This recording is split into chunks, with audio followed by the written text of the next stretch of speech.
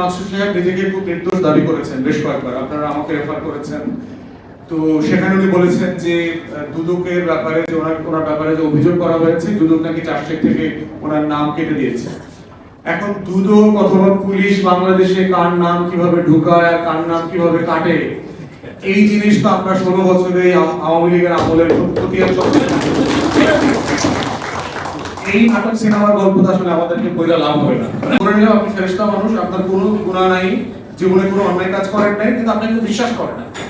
তো যার উপরে শেয়ার মার্কেটের মতো একটা সেনসিটিভ জায়গা, where trust and confidence stand supreme in the transaction, সেইখানে আপনি কেন থাকবেন জোর করে? আপনার থাকার দরকার নাই।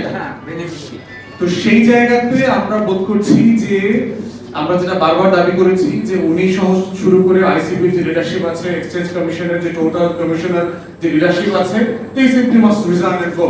যে ভাই আপনারা সবাই ভালো মানুষ, ফেরেশতার মানুষ, প্রয়োজনে আপনাদেরকে প্রত্যেক বিদায় নেওয়ার দিন আপনাদেরকে 5-10 লিটার করে গরুর দুধ দেওয়া হবে, যেটা দিয়ে আপনারা বাসায় গিয়ে গোসল করবেন, কোনো সমস্যা নেই। আপনারা খুবই ভালো মানুষ, কিন্তু চলে যান, বাড়ি চলে যান, আর এখানে লুটপাটের সাথে থাকেন না। ফোর্থ হচ্ছে, আপনারা ব্যাংকের এমডি ছিলেন তাও আওয়ামী জমানায়, যেই জমানায় দেশের 40টা ব্যাংক রেড জোনে চলে গেছে। আপনারা এই লেভেলের ফেরেশতা ছিলেন যেই ফেরেশতারা বাংলাদেশের সবুজ ব্যাংকগুলোরে লাল বাতি জ্বালায়া একদম $16 বিলিয়ন করে প্রতি বছর লুটপাটের সুযোগ করে দিয়েছে। তা আপনারা এই লেভেলের ফেরেশতা, কিন্তু ব্যাংকিং খাত একদম ইবলিসে পরিণত হয়েছে।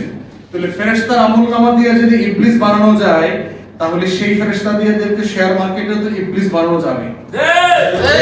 আপনি মানুষ ভালো হতে পারেন, কিন্তু আপনাদের ব্যাংকগুলো তো ফেরেশতা থাকে না এই দিন শেষ পর্যন্ত। সো আমাদের কথাবার্তা আসলে খুব পরিষ্কার যে এই মার্কেটে ট্রাস্ট এন্ড কনফিডেন্স ফিরিয়ে আসার জন্য যা যা করণীয় সেইটা ইমিডিয়েটলি করা দরকার, এবং সেক্ষেত্রে আপনি ভদ্রভাবে গেলে ভদ্রভাবে ট্রিটেড হবেন। আপনার আগের চেয়ারম্যানের আমলনামা খতিয়ান থেকে শেখেন। অভদ্রভাবে গেলে পালায়া মালয়েশিয়া সিঙ্গাপুর পর্যন্ত যাইতে পারবেন না, কাশিমপুর যাইতে হবে, নইলে কেরানীগঞ্জ যাইতে হবে। ইটস ইউর চয়েস যে আপনি কোথায় যাবেন। ভালোভাবে যাবেন, হাসিনা ভালোভাবে গেলে 32 নম্বরে থাকতে পারতো, ভালোভাবে যায় নাই, দিল্লিতে গেছে। এখন it's your choice. This history repeats again and again with the same fault, with the same reward for the individuals. So সেই জায়গাতে আমরা বোধ করছি যে আপনি আপনার প্রিডিসেসরের কাছ থেকে শেখেন, আপনাদের সাবেক বসদের কাছ থেকে শেখেন, শিখে রাইট শিক্ষাটা নেন এবং আমলনামাটা রিভাইজ করেন। লাস্ট কথা হচ্ছে, ভাই যেটা বলে গেছেন প্রতিনিধিত্বের কথা, আমি নিজেও বারবার আপনাদের ফোরামে বলেছি যে শেয়ার মার্কেটে অ্যাপয়েন্টমেন্ট এবং ডিসমিসাল এর প্রত্যেকটার সাথে শেয়ার মার্কেটে যারা ইনভেস্টার্স আছে তাদের একটা এনগেজমেন্ট থাকতে হবে। কারণ এইটা রাষ্ট্রের টাকা না, এটা কোনো ব্যক্তিগত কোম্পানির টাকা না। অতএব যার টাকা, এটা তো কালেকটিভলি আমার 33 লক্ষ বিনিয়োগকারী হচ্ছে এই কোম্পানিটার, এই প্রতিষ্ঠানটার মালিক। তাহলে সে যদি এই প্রতিষ্ঠানটার মালিক হয়, এই মালিকানাধীন কোম্পানিটাতে কে এমডি হবে, কে চেয়ারম্যান হবে, কিভাবে কমিশন গঠিত হবে, কত দিনের মেয়াদে হবে, কত টাকা বেতন হবে, সে ছেলেমেয়ে সিঙ্গাপুর পড়ানোর জন্য যাইতে পারবে কি পারবে না, এই প্রত্যেকটা ডিসিশন মেকিং প্রসেসে তো ওই মালিকদেরকে ইনভলভ করতে হবে। এটা তো একটা কমন সেন্সের ব্যাপার। এটা রাষ্ট্র এখানে মালিক না, রাষ্ট্র শেয়ার মার্কেটের মালিক না।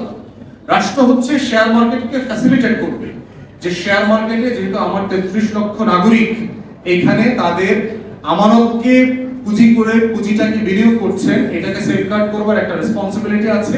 যেমন ব্যাংকগুলোকে সেফগার্ড করার রেসপন্সিবিলিটি আছে, ইন্স্যুরেন্স কোম্পানিগুলোকে সেফগার্ড করবার রেসপন্সিবিলিটি আছে, ফাইন্যান্সিয়াল কোম্পানিগুলোকে, অ্যাসেট ম্যানেজমেন্ট কোম্পানিগুলোকে সেফগার্ড করবার রেসপন্সিবিলিটি আছে, ব্রোকারেজ হাউসগুলোকে সেফগার্ড করবার রেসপন্সিবিলিটি আছে।